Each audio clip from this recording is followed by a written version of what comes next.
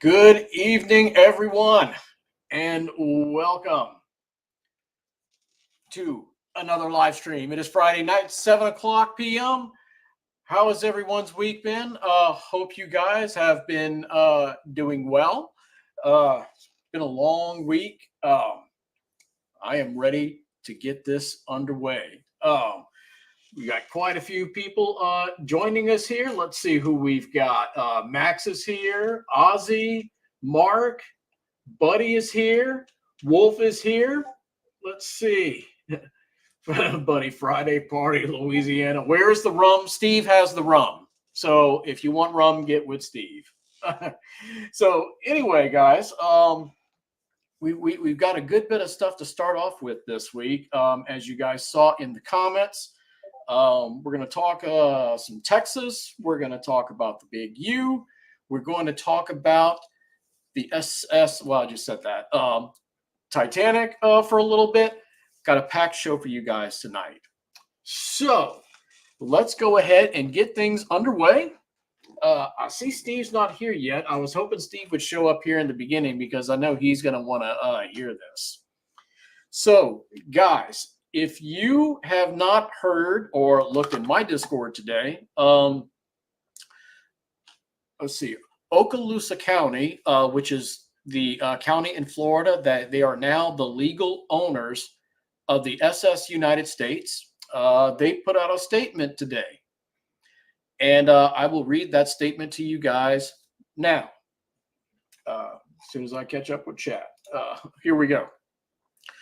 And this is from Oakland. And this is, by the way, this is a legit statement because the Conservancy shared this statement on their Facebook page as well. So anyway, here we go. Due to the amount of space and availability, hold on, here we go. That looks better. Due to the amount of space and availability, only 2 to 4 months in Norfolk, Virginia, Okaloosa County has decided to move the SS United States to a dock in Mobile, Alabama that has recently become available. We understand that this is a huge shift in plans, and this decision will be disappointing to many supporters of the ship in the Norfolk area. The decision to move the ship to Mobile has many benefits to the overall project aimed at bringing America's flagship into a new era and reborn as the world's largest artificial reef. Let's see. Where was I? The decision to move the ship to Mobile was based on the following benefits. 1, significantly less expensive. 2, the project contractor will be able to work on the ship for the entire duration of the project remediation. 3, while the initial tow will be significant, its proximity to the Gulf of Mexico will allow for a much more streamlined operation, leading to the artificial reef deployment in the nearby Gulf of Mexico. SS United States departure from Philadelphia. The departure date still has not been set as of October 25th, 2024. The process to move a ship of this size involves many different agencies, adhering to necessary safety precautions, and filing of documents. It is absolutely essential that the ship is moved with the utmost care. Okaloosa County maintains a robust and healthy relationship with the SS United States Conservancy and will be updating the organization on updates to the ship that include the date of the move. And that is the statement they put out today.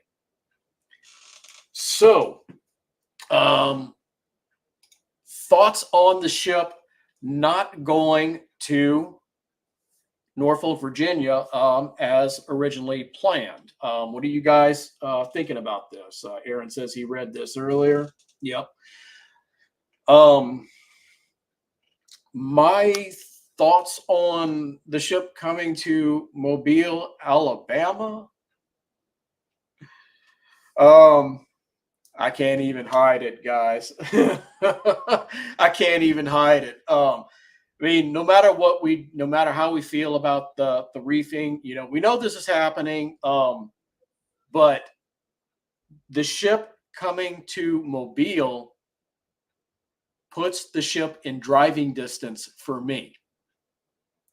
So instead of having to go to Virginia, a couple of hours east on I-10, and I'm right there at the Alabama, guys.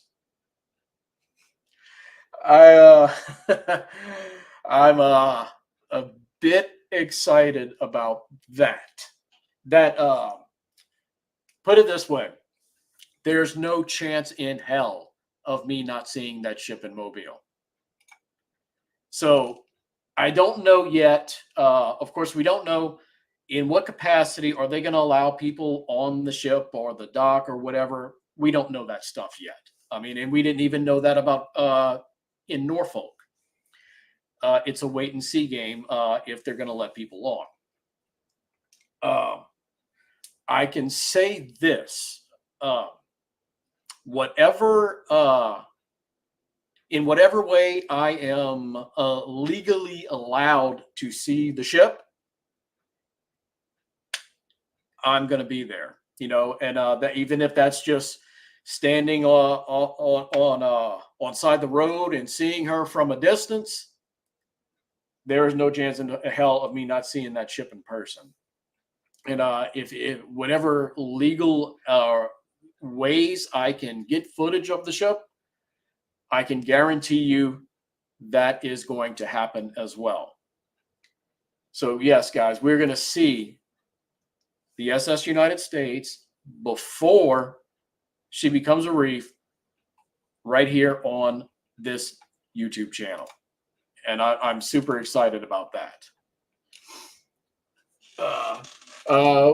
Moonzer's here. What's up, Moonzer? Who was it that said they were going to be close to the ship? Let's see. Aaron, Alabama is good for me. So close. Same. Like I said, it's just a couple of hours drive for me to Mobile from here. Buddy says, what are they going to do with the lifeboats, or did they already remove them? As far as I know, buddy, there are no lifeboats on the ship anymore. I do not know what happened to the lifeboats. That would be something good to look into. Let's see. Ozzy, where is Steve? He's drinking the rum. He probably is. But guys, let's not forget something about Mobile. There's another silver lining to the ship being in Mobile. Let's not forget what else is in Mobile.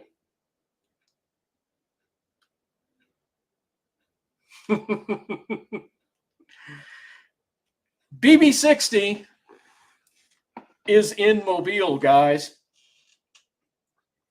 Wolf says would love to see her as well, but don't think I can make it. Well, that we don't know when she's going to be there, Wolf. That who knows? Yep, there we go.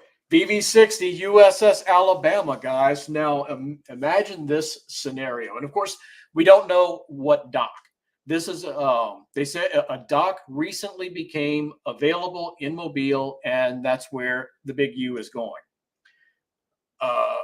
We do not know yet what dock that is. Now, if you look at a map of Alabama, the bottom portion of the state is essentially like cut out, and that's where Mobile Bay is, right there in the center. The Alabama is on the west side of Mobile Bay. So imagine a scenario, and again, just we're living in fantasy land here for a minute because we don't know where the dock is that the Big U is going to.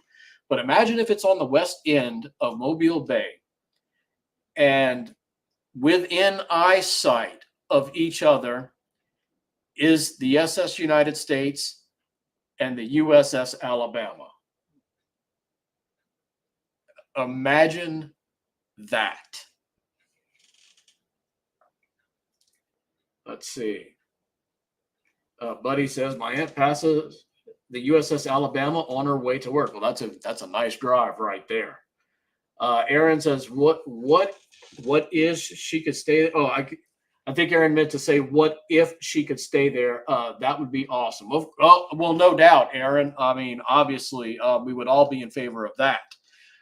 And I was reading some of the Facebook comments about it, and people were saying, well, how convenient that a dock becomes open after the official sale of the ship and blah, blah, blah. But what you got to remember is the Conservancy was looking for a permanent home for the ship.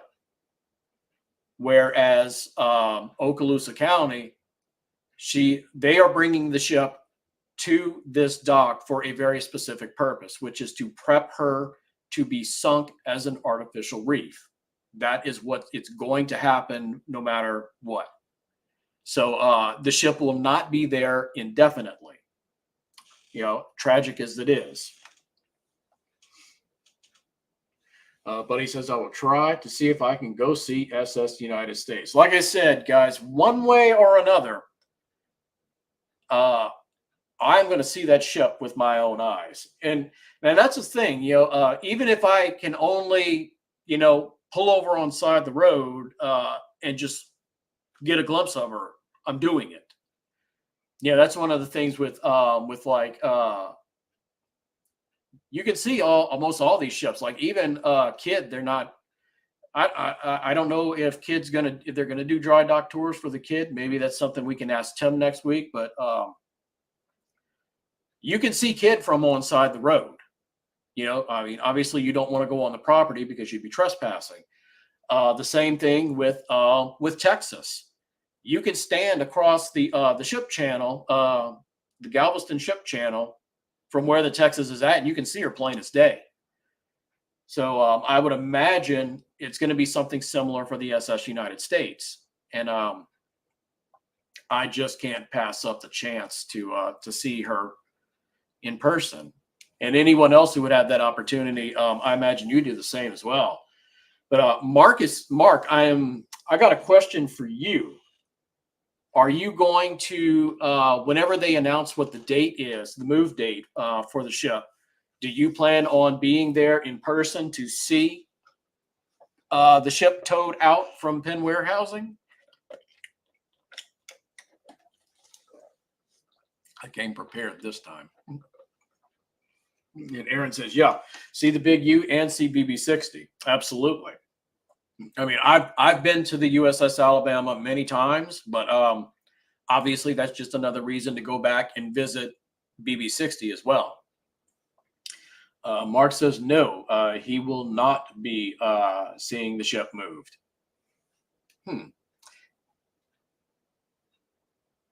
He says I won't be going to Philadelphia until May. Okay, my mistake, Mark.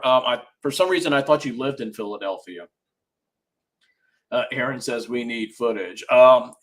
If it's like I said earlier, Aaron, whatever I can do legally as far as getting footage, I will do. You can, you can bet your bottom dollar on that. Let's pivot over, guys. Let's see. So that's everything I've got for that situation. Let's go back over. Here we go. We've got some news on BB-35, USS Texas. Interesting news, not quite as exciting as seeing the big U in Mobile, but Buddy says, I went on a duck boat, which they included to sail around the USS Alabama, but since that last incident, I will never go back on the duck boat. I've seen that duck boat going around the Alabama before, Buddy. I've never actually done that that myself, but I have seen that. Wolf says Texas BB-35. Well, Wolf, I don't know if you've been following the news, but there has been some news about BB-35. And we're going to get into that now. I've been trying to pull up articles, guys, from the Houston Chronicle, because that is, I mean, I'd rather have local news to read from, but you got to subscribe to their stuff, and I'm not really, I'm not subscribing, you know, just to read one news article. So bear with me a second here while I pull up the news article. And Wolf says, yeah, I heard about the Galveston port issue. So yes, Wolf, that is what we are going to be talking about here. And I'll tell you what, let's just go ahead and let's see. Let me get out of this. Bear with me a sec, guys.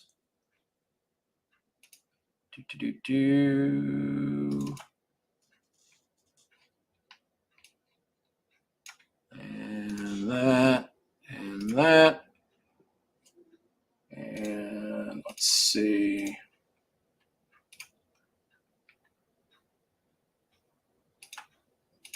All right.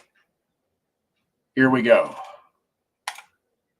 Might as well look at BB-35.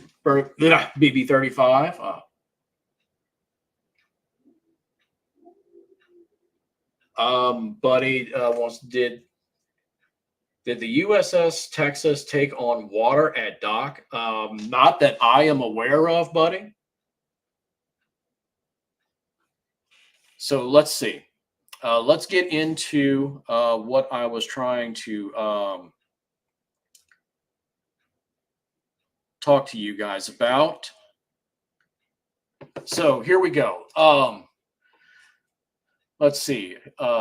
And this is from nationalinterest.org. Like I said, I wanted to pull up the Houston Chronicle, but I can't do that for some reason. Oh, yeah, I already said why. I'm losing my marbles, guys. Sorry. Problem. The USS Texas BB-35, the only surviving battleship to have served in both world wars, remains without a permanent home despite undergoing extensive restoration in Galveston, Texas.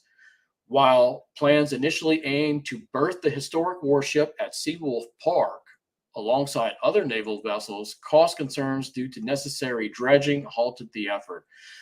As far as I know, there was never any plans to put her at Seawolf Park, so probably not the best article to be getting this stuff from.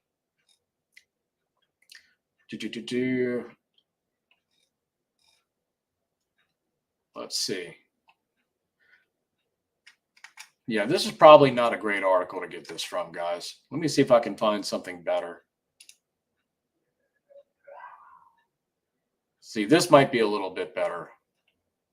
I don't know. I'm not trusting that article because, as far as I know, there was never any plans to put her at Seawolf Park.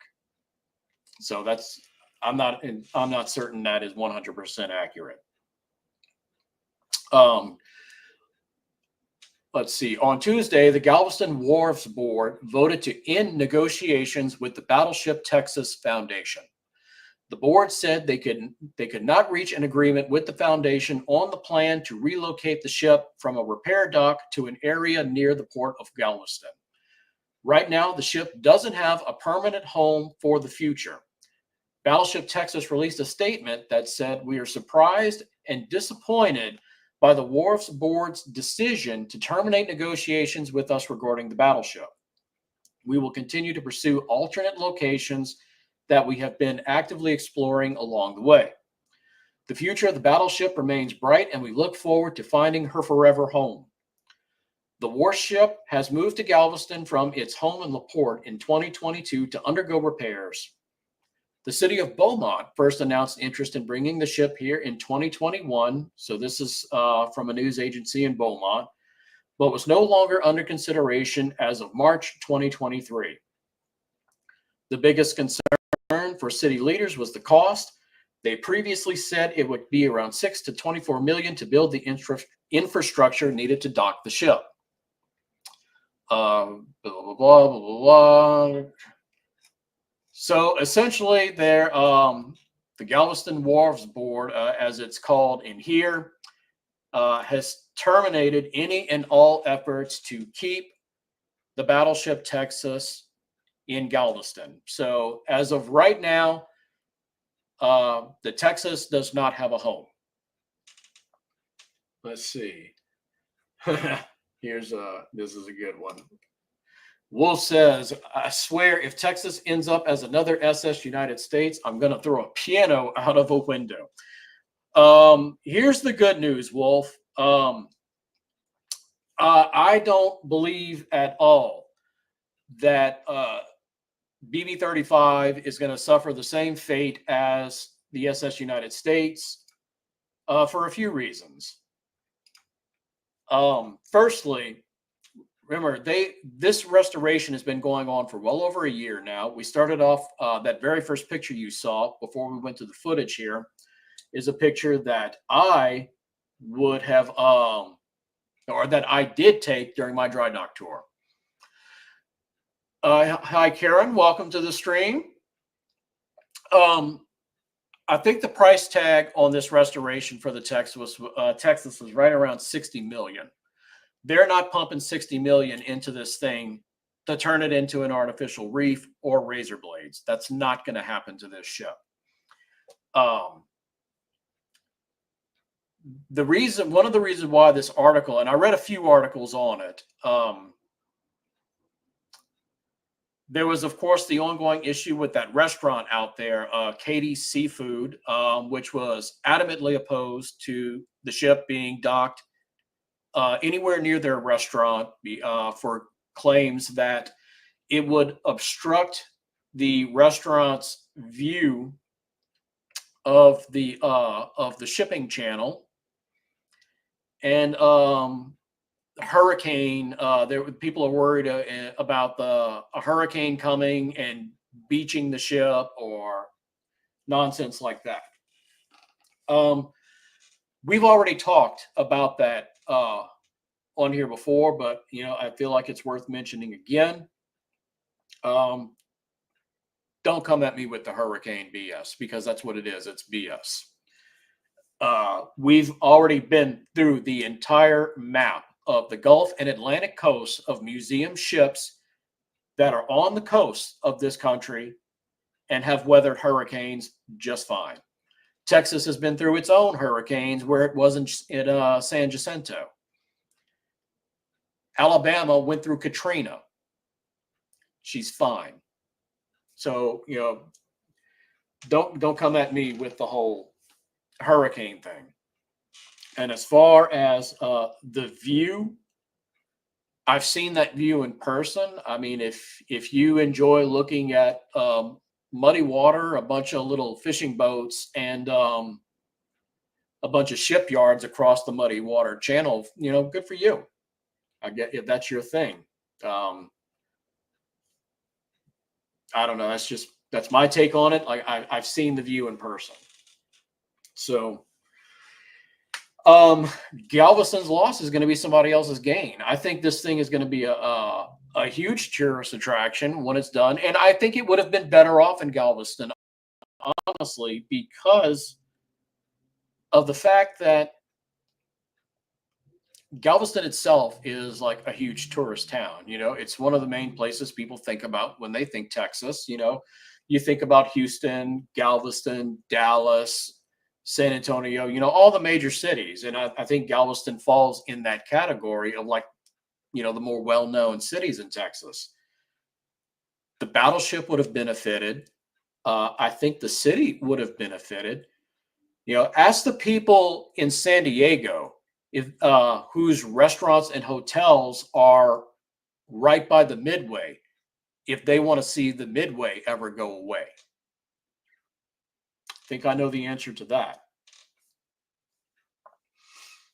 Wolf says Galveston is making a huge mistake by doing this. I agree, Wolf, but it's like I say, in my opinion, and it's just my opinion, their loss is going to be someone else's gain. We don't know for sure, but that article I read was clearly from somewhere in Beaumont. Beaumont was once in the running before the foundation originally decided to try and keep the ship in Galveston. We don't know if city officials at Beaumont are going to throw their name back in the hat. Maybe they will. That would certainly benefit me because Beaumont is closer to me than Galveston is. And while I'm at it, they are going to. Wolf says hopefully they can find her a home. I am very confident, Wolf, that they will find the ship a home. I'm way more confident about the Texas than I am the Big U, and here's why. So we know that we always knew it was a possibility. When the lawsuit was going on, that the Big U was going to face either scrapping or reefing, and the chances were always slim of them finding a home for her and someone putting the money into totally restoring the ship. It would have cost way more than it would have cost to restore the Big U than it would have been to restore the Texas. It's a much bigger ship. It was in much worse condition, at least cosmetically. And the Texas is really not that big of a ship when you compare it to other battleships or the SS United States. So I just feel like the logistics of it, the Texas is in a much better position than the Big U was ever in, and I feel good about Texas is going to find a home. I'm really not concerned about that. But that's my opinion on the Texas. Buddy asks, if you were a ship designer, what name and hull design would you pick for your ship? I don't know, buddy. I'd have to think about that and get back with you. I've never really thought about that, to be honest with you. I don't know if I'd want an ocean liner. I don't know if I'd want a battleship. Probably either one of those. But the problem is, both of those are essentially extinct. Nobody builds ocean liners and battleships anymore. They're relics of a bygone era. So. And what's else about the Texas is I was reading comments from whatever news article I read about it on Facebook, and you had people talking about bring the Texas to New York because she's the last surviving New York class battleship. I don't think that's a possibility, mainly because, and I'm pretty sure I got this right, the state of Texas actually owns the battleship. So I can't imagine the state letting the ship go anywhere outside of Texas. So that just doesn't seem like a realistic possibility to me. I even saw somebody say something about, hey, bring her over here to South Carolina where they've got the Laffey and this is the second week in a row I'm going to forget the name of the carrier that's out there, the Yorktown. Somebody was like, yeah, park her next to the Laffey and the Yorktown. Man, that's not going to happen. I would even think bring her to New York would be more realistic than that. But truly realistic, she's not going anywhere. She's not going to leave Texas. The Gulf Coast of Texas, if you look at a map, guys, is really freaking huge. There are a lot of places in Texas that the ship could go to. Wolf says, kind of odd the state owns her, yet they aren't doing anything in terms of getting her a home. I would imagine, Wolf, that that is the Battleship Texas Foundation, as I guess, like, the official caretakers of the ship. They are responsible for anything and everything involving the ship. So it's on them to find a home for the ship. That's my guess. And like I said, I'm really not concerned about it. But while we're still on the Texas, I want to, I'm actually going to go to the Texas's website, the Battleship Texas Foundation website, because they have some news there that's not related to this whole, rehoming thing. And just bear with me a sec while I pull that up.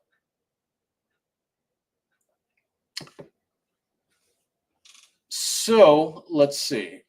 News. October 19th, 2024. If the website will load. There's going to be some new tours coming up, guys, and that's what I'm looking for. I want to share that information with you guys.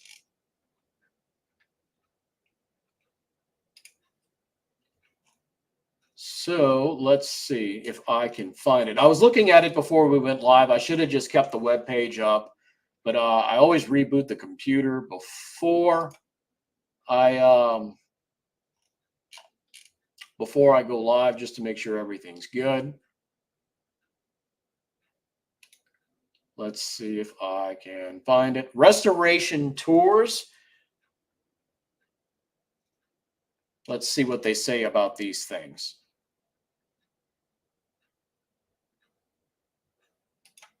Yeah, somebody needs to get Steve in here. If you guys see Steve on Discord or something, tell him to get his behind in here. So this is a description of restoration tours. Join us aboard Battleship Texas for a unique opportunity to tour this historic vessel as repairs are ongoing.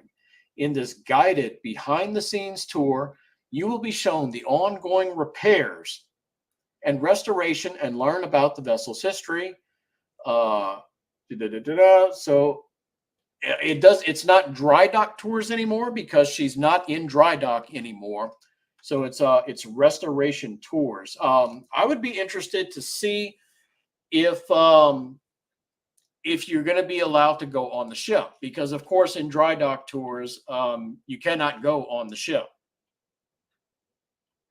It doesn't say exactly what those tours entail, but if it's interesting, if you're able to go onto the ship, I may look into going and doing this restoration tour, just like I did for the dry dock tour last year. They've got some dates up on their website. It doesn't look like they have prices announced yet.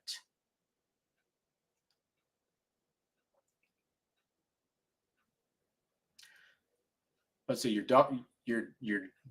Dawson, I don't know how you pronounce that, will take you through the ship's superstructure, captain's cabin, main deck, and more. So yes, you do go on to the ship. All right, let me catch up on comments here.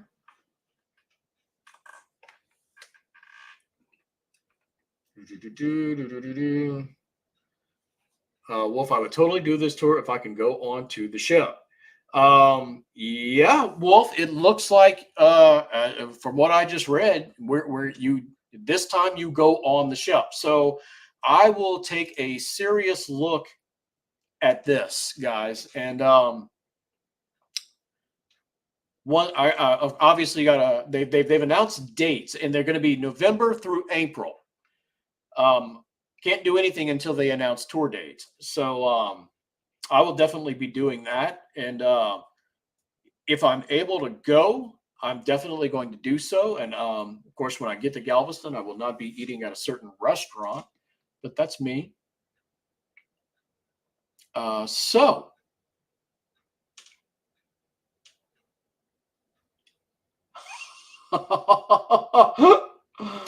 we've got a super chat. Aaron, $20. This is for your streaming software. It is next level. Thank you. Thank you so much, Aaron. I truly, truly appreciate that. And I don't know if I've mentioned this, guys. I will be getting my first payout from YouTube this month. It's finally going to happen, and this is one of the things I intend to use that money for, is to pay ongoing for this new streaming software that I'm using, because it is making life so much easier on my end. It's making, the logistics of the stream more efficient. So having said that, yes, that's one of the main things I intend to use that money for, Aaron. So thank you again so much, my friend. I truly appreciate that. And remember, guys, next week, big stream next week. I am super excited to have Tim coming on our channel next week. Tim Nesmith, Superintendent, Educational Outreach Coordinator, USS Kidd Veterans Museum. So we're evolving the live stream, guys, from a behind the scenes standpoint, and what you guys see in terms of the content as well. And I'm so excited to be able to have that conversation. I hope you guys have been jotting down some questions for Tim. Let's see. Thank you again so much, Aaron. Truly, I'm really grateful to you for that. I really am. Let's see. Buddy says, American travel. I'm actually looking at old White Star lines, old liners, and I was wondering what happened to the MV Britannic. MV Britannic, as I remember, was MV Britannic or the Georgic the very last ship that was built by White Star? It was one of the two. Wolf says probably scrapped. Undoubtedly so. That would be my guess as well.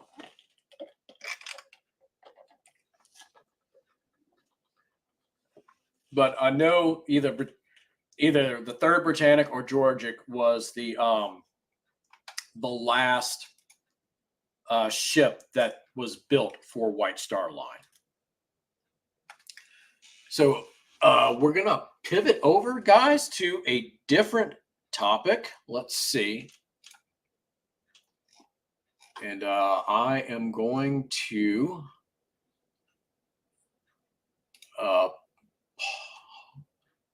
let's see. Mark says Georgic was the final ship that was built for White Star. But speaking of White Star, we're going to pivot over to something else. I'm sure you guys noticed that I had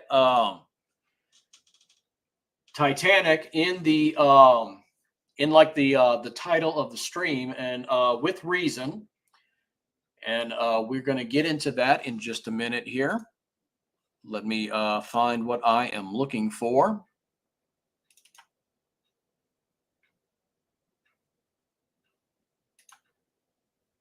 Let's see.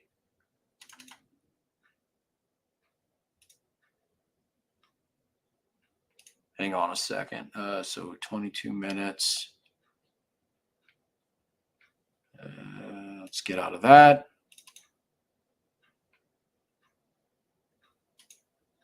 Okay. Hang on, guys. I'm having a little bit of technical difficulties here.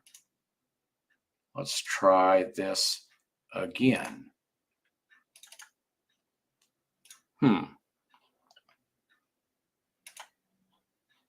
Get out of that completely.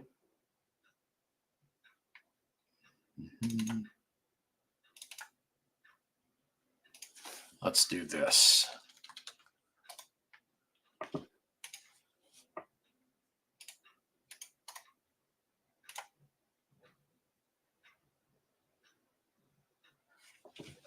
Having to do a little copy and paste to a different folder, guys. Just bear with me.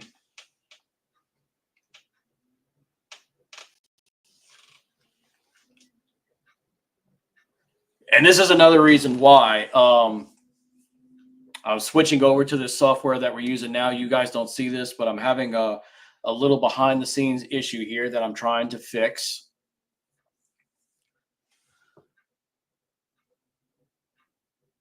I don't know. I'm just trying to transfer some photos over real quick that I wanted to show you guys. Let's look at chat for a minute. Oh, Wolf, no, go back to Texas. Wolf, Texas is never not on our minds. And oh, while this is doing its thing, I can show you guys something concerning Texas real quick.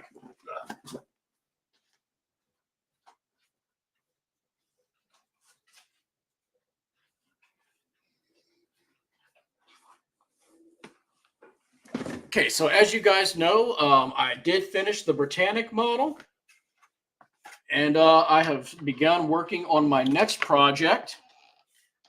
This is the hull of BB-35 right here.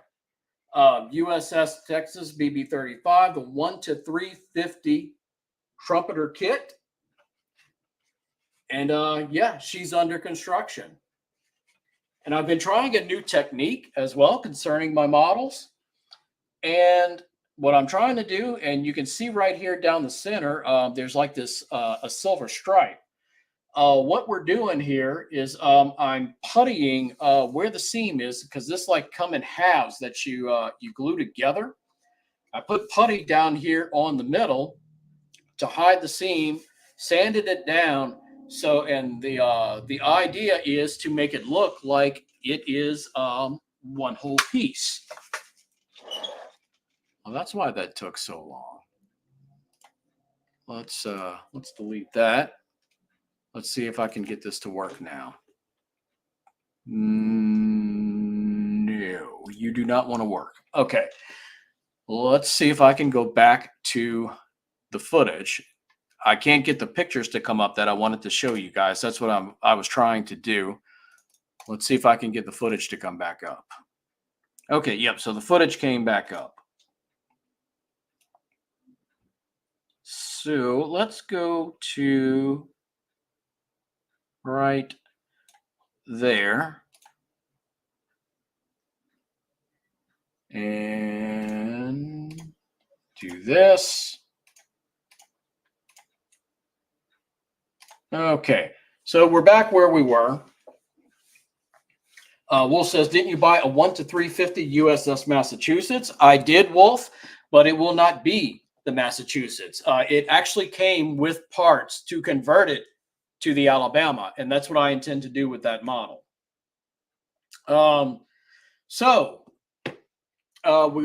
This is Titanic, guys, right here. This is different from the normal little intro that you see. It's some different footage. Of course, this was our good friend Milan, one of our subscribers, who made the ship in Simple Planes, the video game. And this is some footage of the ship sailing. But anyway, what I wanted to talk with you guys about and get your thoughts on So, ladies and gentlemen, our good friend Mike Brady over at Ocean Liner Designs recently put out a video on Titanic concerning the central propeller debate. So, as you guys know, there has been some debate as to whether or not Titanic's center prop was either three-bladed or four-bladed. And he found this document, and I'm on Encyclopedia Titanica right now. I had pictures that I wanted to show you guys, but my pictures aren't cooperating. So let's talk about this real quick. Let's see. Let me find a good place to start reading. Harlan and Wolff opted to use a combination of triple expansion reciprocating engines and a low-pressure turbine to make sure Olympic and her sisters could maintain a service speed of 21 knots with ample power in reserve. However, only Britannic's turbine was built in Belfast.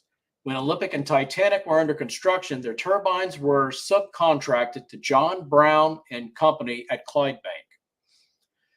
Their turbines were an important element of their propelling machinery. In 1911, Olympic's chief engineer indicated that her propelling machinery had developed 59,000 horsepower, with the reciprocating engines running at 83 revolutions per minute. The turbine engine contributed about a third of the total power output. It was a large, powerful unit and comparable with the turbine engines of Lusitania and Mauretania. Accordingly, Pickett became involved with the Olympic-class ships through his turbine work at John Brown and Company. His papers include a notebook, and this is Mike showed this in his video. This notebook containing propeller design data for various ships built at the firm, including Beagle, launched April 1909, Bulldog, 1909, Foxhound, Bristol, 1909, Brisk, 1910, a few more.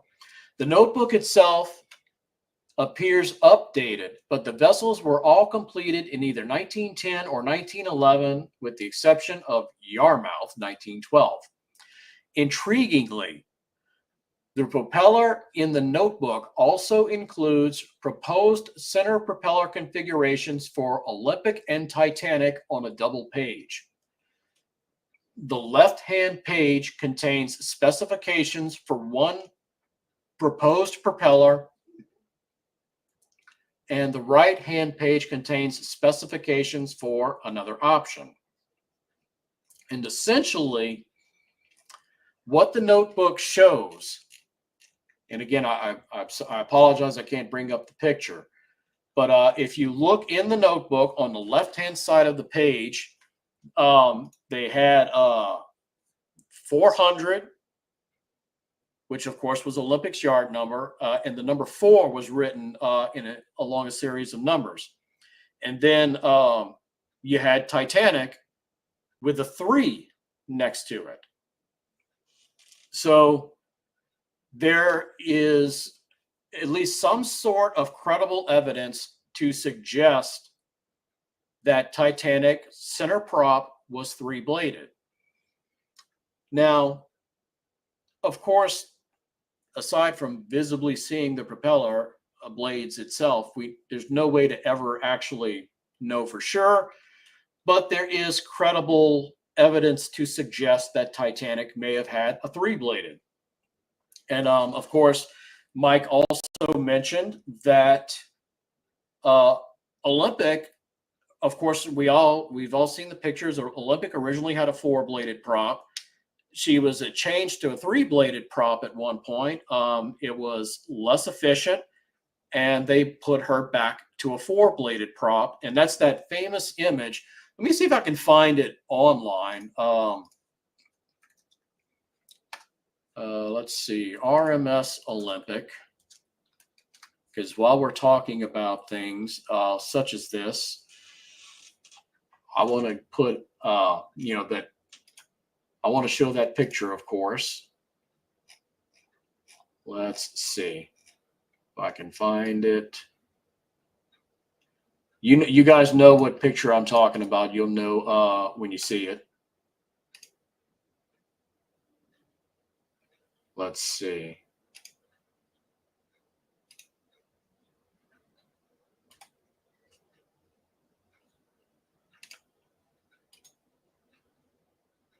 Just bear with me a sec.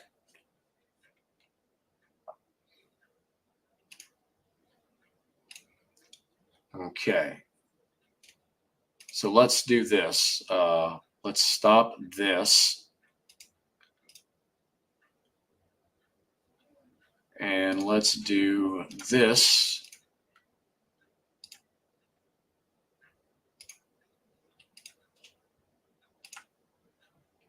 Here we go.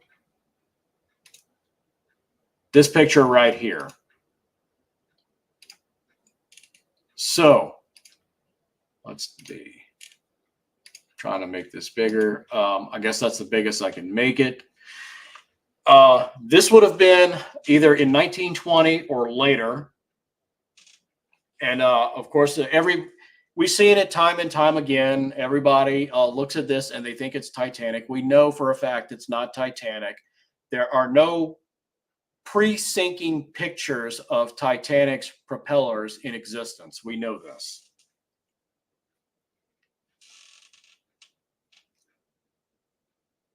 Ozzy says, I watched A Night to Remember. I watched earlier today, saw the famous chef drank all the alcohol. You are, of course, talking about the Titanic's chief baker, Charles Joffin, and he survived the sinking by riding the stern down and finding his way onto Collapsible B, which was the overturned one.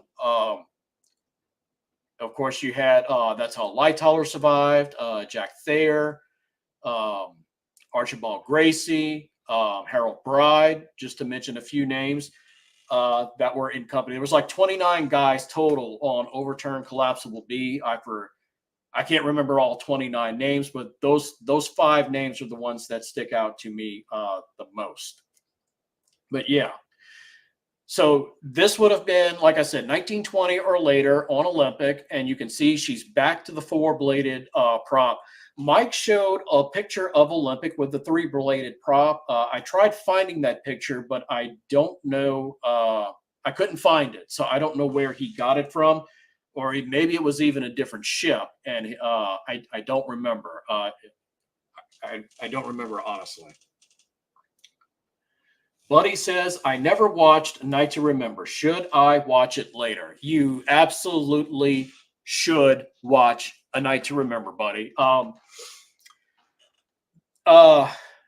Aside from the sinking, now you gotta keep this in mind about A Night to Remember. A Night to Remember was made in 1958. That was 20-something years before the wreck was discovered, and prior to the wreck being discovered, it was believed that the ship sank in one whole piece. So that is how A Night to Remember portrays the sinking. Other than that, I dare say the movie is more historically accurate than James Cameron's Titanic movie. So, yes, I would highly, highly recommend A Night to Remember. Now, another picture that I wanted to show you guys, and let me find it here. Let's see. Let me do a little searching here again.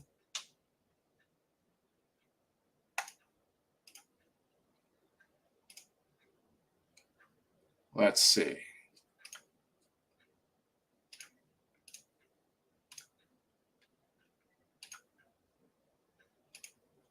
Here we go. Here's Britannic. And going back to the propeller thing, you can clearly see that Britannic has a 4-bladed 4 bladed center prop. So, all this, and there's really, I think the debate will always rage on, because let's just say hypothetically that that notebook was correct. Titanic was originally intended to have a three related prop, but after they changed it back to four after this guy wrote these notes. I mean, we don't know. My position on it is I'm just not sure. So I bring it up to ask you guys that what is your opinion? Do you think that Titanic had a three blade or a four blade center prop? Where do you guys stand? What is your opinions on it? Let's see. I'm going to catch up with chat here. Wolf, there's way too many debates over Titanic. Well, there's no doubt about that, Wolf. I don't. There's one thing that you can't debate is the fact that there are way too many debates about Titanic. Karen says that movie is 66 years old. So. Aaron says Aaron is of the opinion that she has a three-bladed center prop. Anybody else? What do you guys think? I mean, to me, until we can prove one way or another conclusively, I'm just on the fence about it. I don't know one way or another.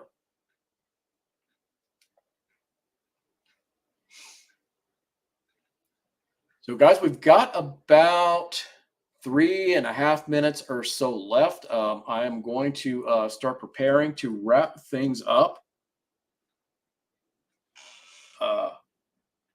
Mark says, I believe it was 3 for a test. Buddy says, I think 4, but look on Britannic's stern, a part is missing. Well, it is a shipwreck, buddy. A lot of things on Britannic are missing, or were missing by the time she hit the sea floor. In fact, we'll look at a front view of Britannic. Let me pull up a view from the bow.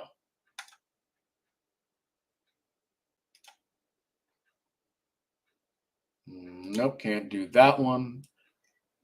Let's see. Trying to find a good one.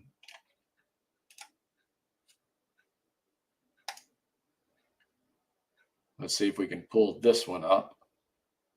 What about this one?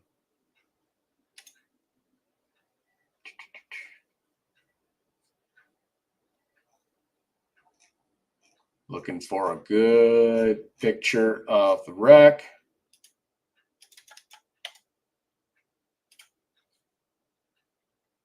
I think I might have found one.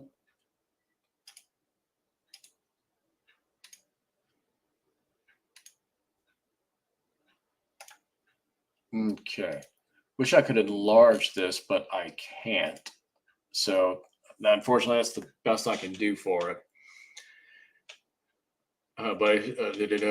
Mark says Britannic's bow is a mess. Most certainly. But even with that damage, I mean, she's obviously still in way better shape than Titanic. And you look right here, this is probably the first funnel right here. You can see it's kind of pancaked, which of course would happen over the decades.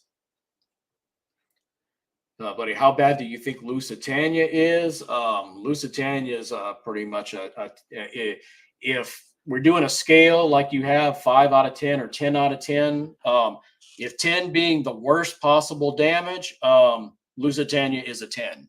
She's pretty much pancaked on top of herself already. Wolf's heading out. No worries, Wolf. We're at the 59-minute mark anyway, so I'm actually going to go ahead and start wrapping this up right now, as a matter of fact. So, guys, thank you, as always, for coming and hanging out with me. Don't forget, big live stream next week. Tim Nesmith, the Superintendent and Educational Outreach Coordinator at the USS Kidd Veterans Museum, is going to be joining us on the live stream.